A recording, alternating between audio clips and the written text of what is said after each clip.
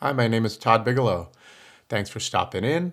This is just a short informal video series on business topics for freelance photographers. I've been a freelancer for 30 years.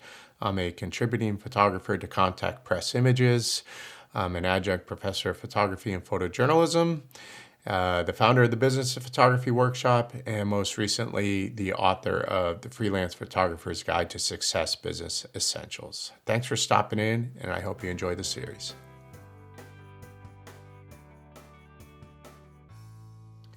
Hey everyone, I've been wanting to jump into this topic for the last couple of weeks since I saw this new law that apparently is going into effect in New York called the Freelance Isn't Free Act. Let's talk about that for a second because it really comes back to a lot of what I discuss almost ad nauseum, constantly about contracts.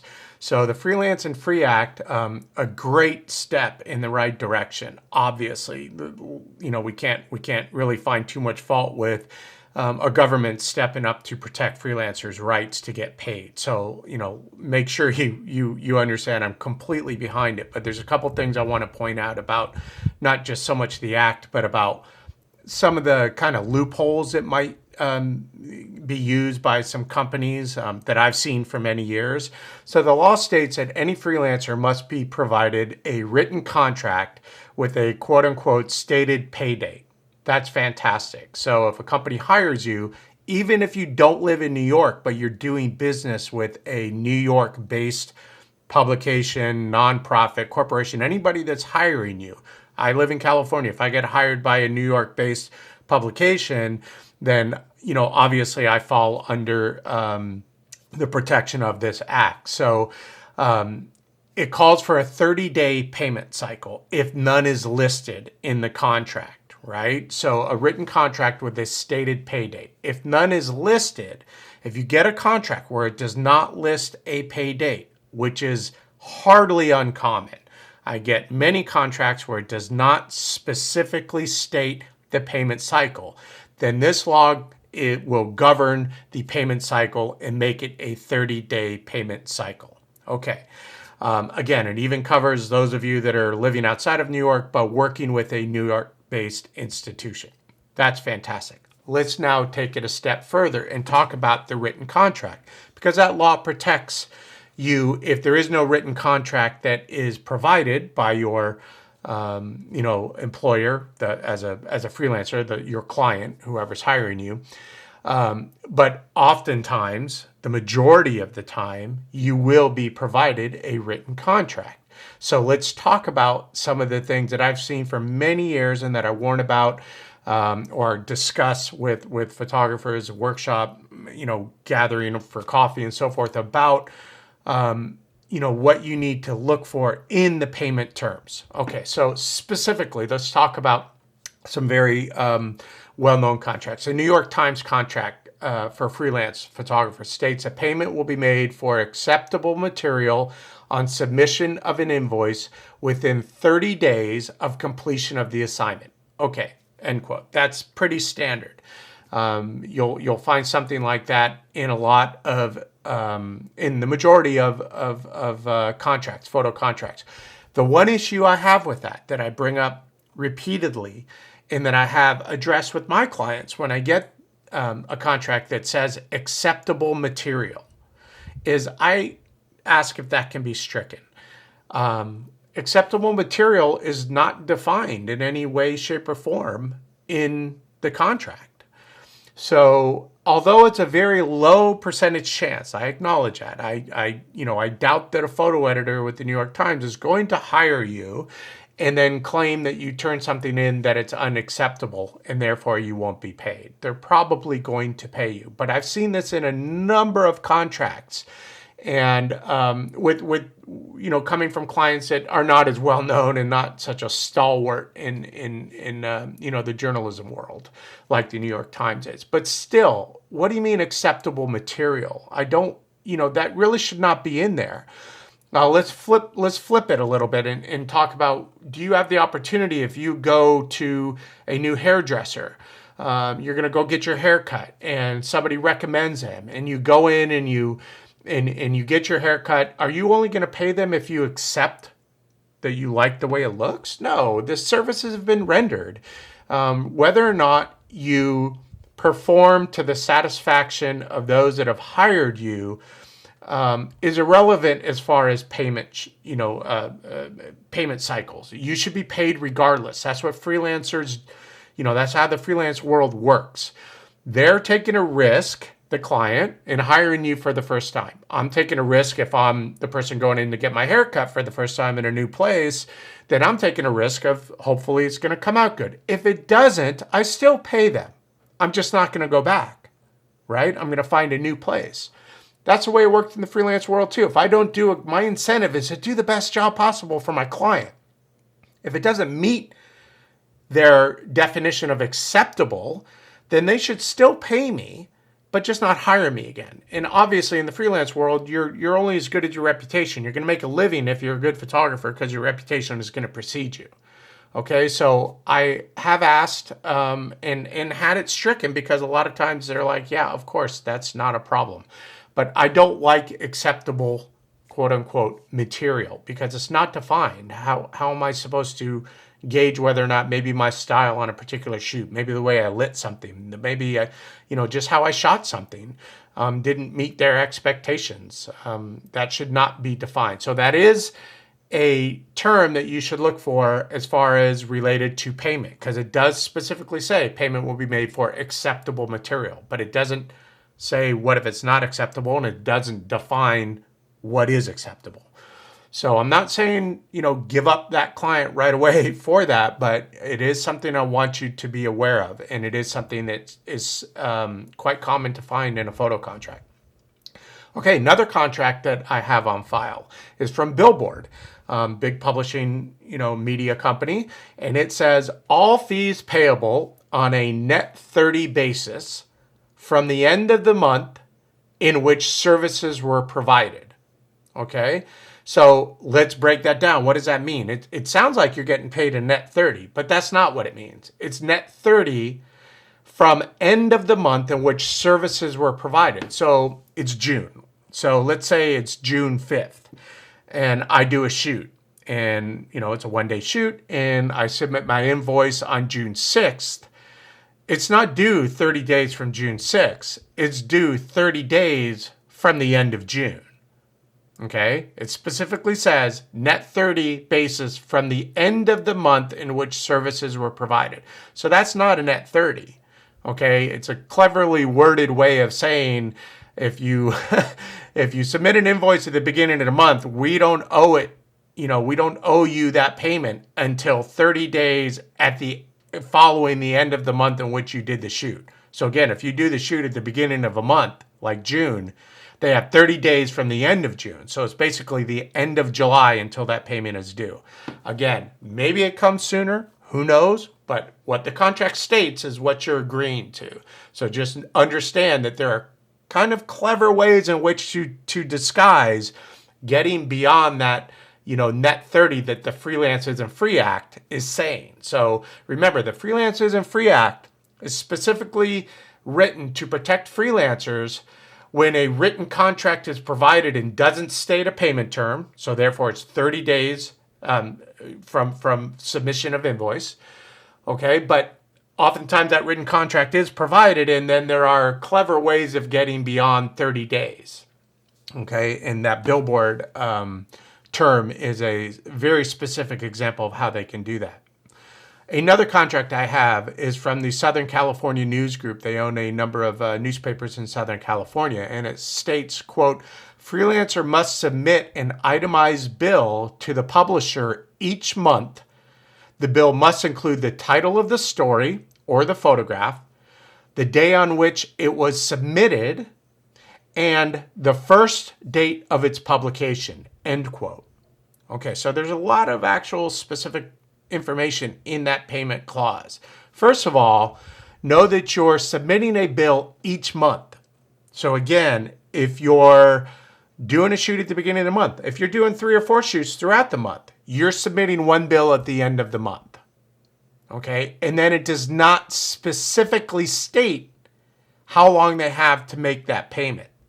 Okay, so there is a contract there that does not specifically say they will make the payment, 38 days or 28 days from receipt of the invoice at the end of the month. But it is saying that you're only submitting at the end of the month. So if you're doing a shoot on June 2nd and you're doing maybe 3 or 4 shoots throughout the month for them, it says you are to submit an itemized bill to the publisher, exact words, each month. Okay, so understand that. And then even more concerning to me in that is the way that payment term ends, which it says that they will pay the first date of its publication. Okay, that information must be listed with your itemized bill, the first date of its publication. Okay, any experienced freelancer knows exactly where I'm going with this. What happens if it's not published? Nothing addresses what happens if it's not published. Again, that, when you're a freelancer, you're hired to do the services. When you, provide the services as a photographer, that's when you should get paid. Okay, I'm not saying exactly on the spot, but I'm saying regardless of whether it's published or anything, you've provided the services, you've done the work, you should get paid. But a lot of contracts slip in that term where it says upon publication. In this case, it says that you must submit the first date of its publication as information with your itemized invoice. Well, what if it's not published? What if something goes wrong with the story? Okay, I can't even tell you how many times I've done shoots for major publications where the story gets killed for a number of reasons. I still got paid. Obviously, I still got paid. Okay, so watch out for those contracts where the payment terms specifically state something related to upon publication, because not everything gets published. And if it is published, what if it takes 2 months for them to publish that story? You did a shoot at the beginning of June. They hold on to it. The reporter keeps reporting on it. Reporter keeps reporting on it, whatever the case might be. And it doesn't get published till August. Don't think that's not uncommon. It is common. That's journalism. Sometimes stories need time to flesh out. So it could be that you don't get paid for 30 days until you get the publication date. So that could be 3 months later, easily. Okay, so be aware of that. Let's talk lastly about the Sports Illustrated contract that changed in 2016. If you followed me, you know that I shot as a freelancer for them for about 19 years, traveled all over the world. It was great. Wonderful. The contract changed in 2016, and I've made no qualms about it. It was egregious. It was horrible. The terms that changed were just over the top for me, and I haven't shot for them since. One of the original big issues that a lot of freelancers that freelanced for Sports Illustrated up until 2016 had with them was that they changed the payment terms. Okay, so that was original. So the original the original contract that was submitted, the new contract in 2016 to us, called for, quote, due net 60 days of receipt of invoice unless, quote, payment discount terms are selected. Okay, so payment in the new contract, when it was first presented, and we fought back and we got it changed, but when it was first presented to us, a big group of us that freelance for them regularly, it called for, quote, net 60 days of receipt of invoice. That was over double the original time. The original contract that we were all working under up until 2016, when this new contract was going into effect, was a 28-day payment cycle. So they were doubling that. Okay, and those of you that work for bigger publications know that travel is often involved. And, I traveled up to the top of the, Hudson Bay near the Arctic. I've traveled all over the U.S. for them, to Hawaii many times. And, sometimes it's multiple jobs you're doing and multiple flights. And, you're going to accrue some expenses. You need to get those invoices paid so that you can obviously pay your credit card bill that you've charged basically all of your travel expenses on. Okay, so we pushed back on that, a number of us, and we were successful in getting that changed back to a 30-day payment cycle. Again, the last part of that, which is unless payment discount terms are selected. So what that means, in case you're wondering, is that they outsource to a third-party payment system called Coupa at the time, and what they would allow you to do is get paid earlier, get paid very quickly, so long as you gave up a percentage of your invoice to them. Okay, so if you submitted for a regular 30-day, once we got a change from 60 to 30, back to 30, which is what it originally was, if you select and you go online, you submit your invoice, you select the 30-day payment cycle, you're going to get paid your full invoice. Okay, if you wanted to get paid in 2 weeks, you would give up a percentage of that invoice to them. So they would pay you less to get paid quicker. To me, I find that abhorrent. It's a big corporation. They're basically saying, we're going to keep a chunk of it. It's kind of like a payday lender type thing. We're going to keep a chunk of this if you want to get paid quickly. I would just wait for the 30-day payment cycle. But if you see something like that where it says 60-day, which is what they originally, when they changed the 2016 contract to, which they originally doubled the time from 30 to 60, I think more people would be more inclined to then ask for a quicker payment cycle and then give up part of their invoice. Therefore, the corporation, which I assume the third-party corporation, would keep that money to make that payment quicker. So again, in the grand scheme of things, going back to the original point of this, a Freelancers and Free Act in New York, great, fantastic. Any protection is to be celebrated. But again, that goes into effect if there is not a written contract with a stated payment cycle and or date. So as I've illustrated here, most of the clients and most of those who have reached out to me to ask to shoot for them will supply a contract. And it will state pretty clearly what those payment cycles are. And some of them, as I've shown here, can be pretty disguised, 30 days from the end of the month in which you did the services. Or, you have to submit at the end of each month all of your, one invoice with all of your shoots. And then if those were published, then we'll pay you. Okay, so there's different ways in which they can, publications can kind of sneak around these things. So just be aware ultimately of what the contract states. And if it's ambiguous, reach out to somebody, find out what that payment cycle really is before you're surprised. And if you're not sure and the first time it takes a lot longer than you expected, then, see if it's worthwhile dealing with them. Ultimately, it's always up to you and whether or not you want to keep them as a client. Okay, I hope that helps. I know this was a long one. It's really hard to do something super quick on contracts, especially something that's as important as getting paid. So always read your contract. Celebrate any time that a government or anybody is looking to protect you as a freelancer, because we are, as when Petapixel reported on this, we are, the most exposed, segment of the workforce out there. We don't have the protections that many employees have. So it's great that this law is going into effect or has gone into effect.